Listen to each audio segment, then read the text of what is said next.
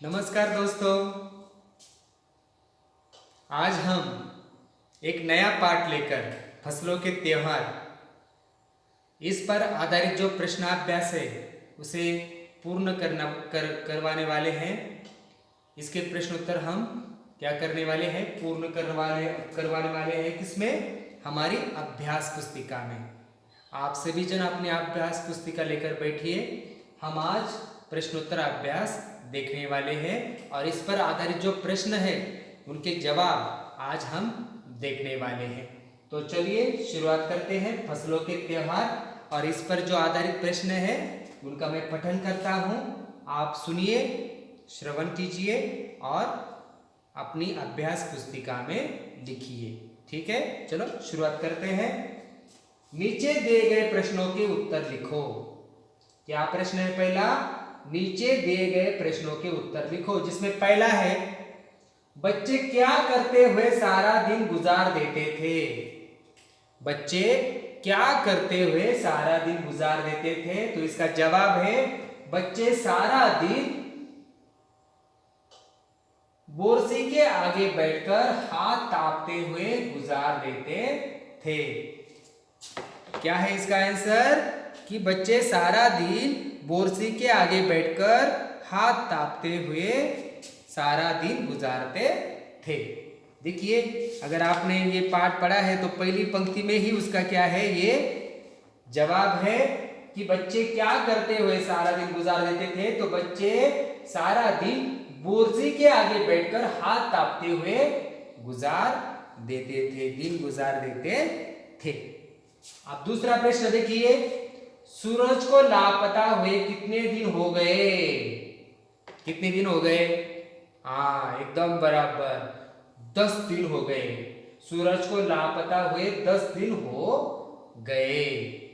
और अगर सूरज की रोशनी जमीन पर नहीं गिरी, देखिए अभी बारिश का मौसम है हमारी तरफ और सूरज की रोशनी गिर ही नहीं रही है, सूरज निकल ही नहीं रहा है, सूरज भगवान के हमें दर्शन ही नहीं हो रहे, सिर्फ हर तरफ आकाश में हमें बादल ही बादल दिखाई देते हैं और हल्की हल्की बारिश जो हमें काफ़ी परेशान करती है कि नहीं? हम घर से बाहर निकलना चाहते हैं लेकिन मम्मी पापा हमें घर से बाहर नहीं निकलने देते, क्योंकि अगर आप बारिश में भीगेंगे तो क्या हो सकता है? क्या हो सकता है?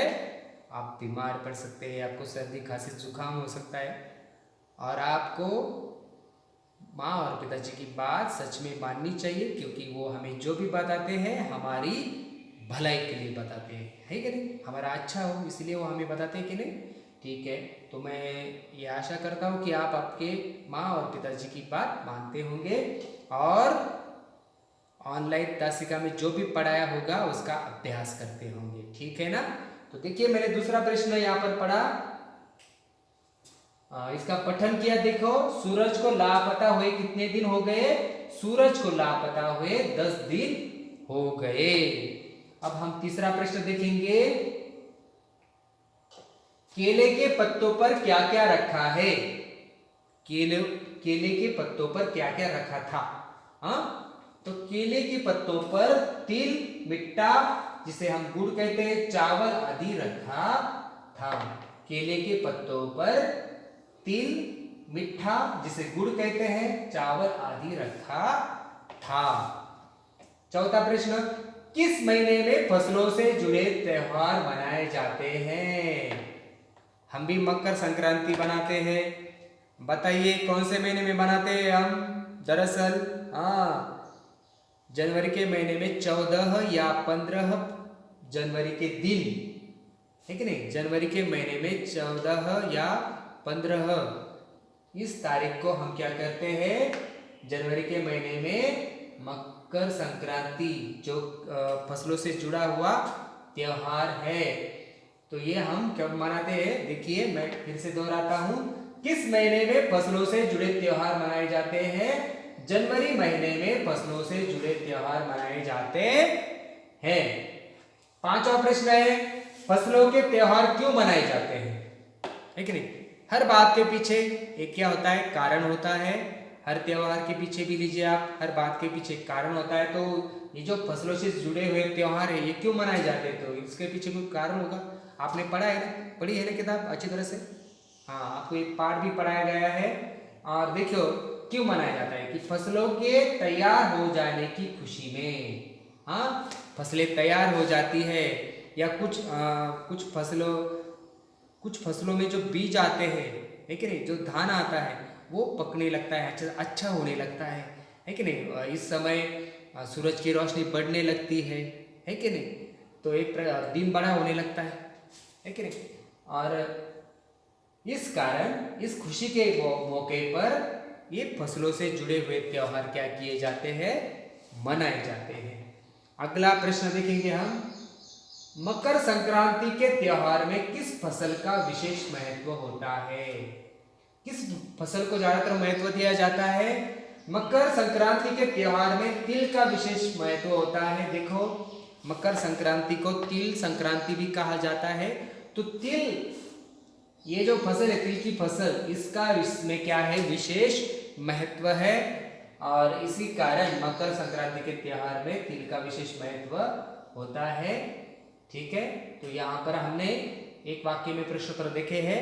अब जो अगला प्रश्न है ख, उसे हम देखने वाले हैं। हाँ, नीचे दिए गए बिंदुओं के आधार पर विभिन्न प्रकार के त्योहारों के बारे में लिखो। ऐसा प्रश्न है कि नीचे दिए गए बिंदुओं के आधार पर विभिन्न प्रकार के त्योहारों के बारे में लिखो। तो हमें कुछ बिंदु दिए गए हैं। हाँ, जैसे कहाँ मनाया जाता है, कब मनाया जाता है, कैसे मनाया जाता है। तो इन बिंदुओं के आधार पर हमें त्योहार की जानकारी लिखनी है। समझ में आया आपको कि हमें ये जो बिंदु दिए गए हैं उसके आधार पर क्या करना है, हमें उस त्योहार की जानकारी लिखनी है। देखो, जिसमें पहला है सरहुल। ये जो त्योहार है वो कहाँ मनाया जाता है, झारखंड में। कहाँ पर, झारखंड में। कब मनाया जाता है, फरवरी मार्च में। हाँ, फरवरी और मार्च के महीने में ये त्योहार मनाया जाता है। कैसे मनाया जाता है, आपकी किताब में भी है। देखिए, सरहुल के दिन जब ये त्योहार होता है उस दिन विशेष रूप से साल के पेड़ की पूजा की जाती है। इस दिन क्या किया जाता है, जो साल का पेड़ है उसकी पूजा की जाती है। स्त्री पुरुष दोनों ही ढोल मंजीरे लेकर रात भर नाचने गाते हैं, ठीक है। तो देखो, स्त्री और पुरुष दोनों ही ढोल मंजीरे लेकर रात भर नाचते गाते हैं, बहुत मजे करते हैं। सजाए गए अपने घरों के सामने लोग एक पंक्ति में कमर में बाहर डालकर नाचते हैं ऐसे। तो आपने शायद वो टीवी पर देखा होगा। देखो, यहाँ पर जगह कम है, इसके कारण मैंने केवल थोड़ा ही लिखा है। आप ज़्यादा लिख सकते हैं आपकी कॉपी में, ठीक है। आपकी कॉपी में आप ज़्यादा लिख सकते हैं। इस त्योहार को किस प्रकार मनाया जाता है आप लिख सकते हैं।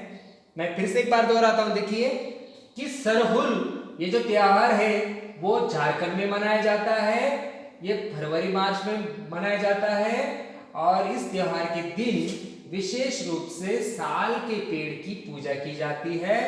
स्त्री पुरुष दोनों ही ढोल मंजीरे लेकर रात भर नाचते गाते हैं। सजाए गए अपने घरों के सामने लोग एक पंक्ति में कमर में बाहें डालकर नाचते हैं। समझ में आ गया आपके। चलो अगले पन्ने पर चलते हैं, पन्ना क्रमांक 6, जिस पर हम अगले त्योहार के बारे में जानेंगे। देखिए, पोंगल, दूसरा जो त्योहार दिया गया है हमें वो है पोंगल। ये देखिए, पोंगल ये जो त्योहार है ये तमिलनाडु में मनाया जाता है। कब मनाया जाता है, जनवरी से मध्य अप्रैल महीने तक, यानी जनवरी से लेकर मध्य अप्रैल तक, यानी आधा अप्रैल के महीने तक ये त्योहार मनाया जाता है।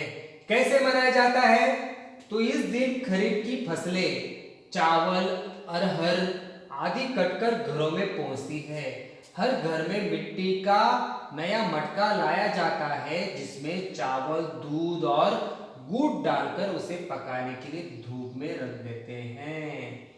देखिए, यहाँ पर जगह की कमी होने के कारण मैंने कम ही लिखा है, लेकिन आप आपकी कॉपी में विस्तार से लिख सकते हैं कि इस त्योहार को कैसे मनाया जाता है।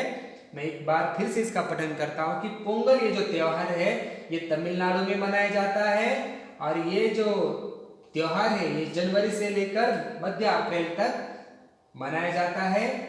और इस त्योहार के दिन खरीफ की फसलें चावल, अरहर आदि कटकर घरों में पहुंचती है, तो हर घर में मिट्टी का एक नया मटका लाया जाता है जिसमें चावल, दूध और गुड़ डालकर उसे पकाने के लिए धूप में रख देते हैं।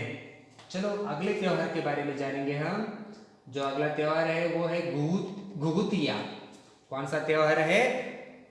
घुघुतिया। और ये कहाँ मनाया जाता है? कुमाऊं में। कहाँ पर? कुमाऊं में। ये कब मनाया जाता है? जनवरी से मध्य अप्रैल तक। ओके।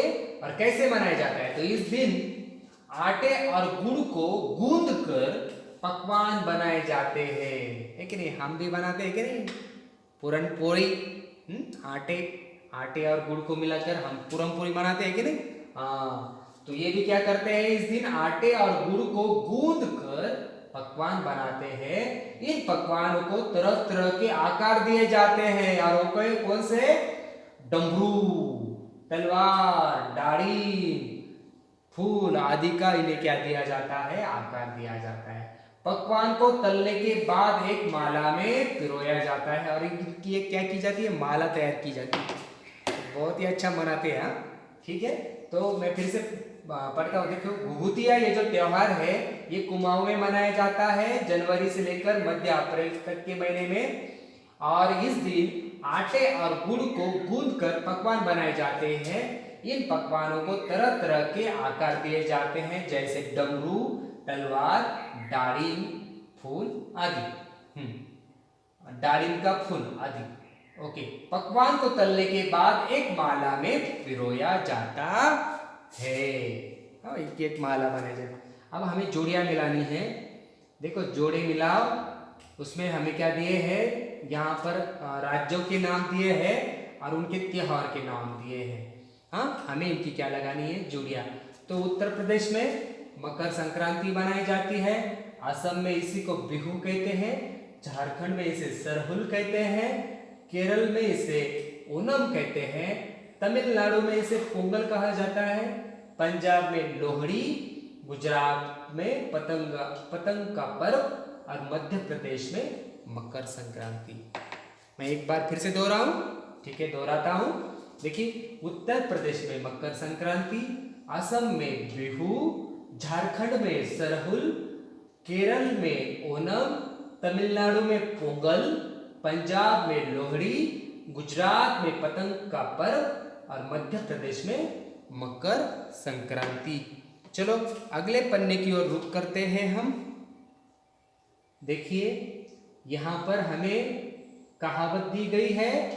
अर्थ बताकर वाक्य बनाओ। हमें इस कहावत का अर्थ लिखना है और उसका वाक्य बनाना है। देखो, तिल रखने की जगह न होना, इसका अर्थ है बहुत भीड़ होना, है कि नहीं? तो ऐसी भीड़ कहाँ पर होती है? आप भी जानते हैं कि बहुत सारी भीड़ होती है। मैंने वाक्य बनाया। देखो, उसमें मेले में तिल रखने की भी जगह नहीं होती है कि नहीं? मेले में जब आप मेले में जाते हैं तो आप देखते होंगे कि हमें पैर रखने के लिए भी जगह नहीं होती, इतनी भीड़ होती है वहां पर। ठीक है, फिर से दोहराऊं मैं। हाँ, तिल रखने की जगह न होना, इसका अर्थ है बहुत भीड़ होना। इसका वाक्य है, मेले में तिल रखने की भी जगह नहीं होती। तो नीचे दिए गए वाक्यों में विशेषण शब्दों को रेखांकित करो और उन्हें नीचे लिखो। विशेषण। हाँ, विशेषण आपने पिछली तासिका में पढ़ा होगा कि संज्ञा या सर्वनाम की जो विशेषता है, हाँ, उसे कहते हैं, जो शब्द संज्ञा या सर्वनाम की विशेषता बताए उसे कहते हैं विशेषण। तो देखिए, ये जो वाक्य दिए गए हैं हमें, इसमें विशेषण कौन से आए? देखो, सामने मचिया पर खादी की सफेद साड़ी पहने हुए दादी बैठी थी। तो इसमें संज्ञा दादी है और सफेद साड़ी ये क्या है? विशेषण। आज दादी ने अपने बाल धोए हैं, झक सफेद सेमल की रुई जैसे हल्के फुल्के। अब ये कैसे धोए है, रुई जैसे, और वो कैसे है, हल्के फुल्के है। गौर से देखने पर एक भी काला बाल नजर नहीं आता।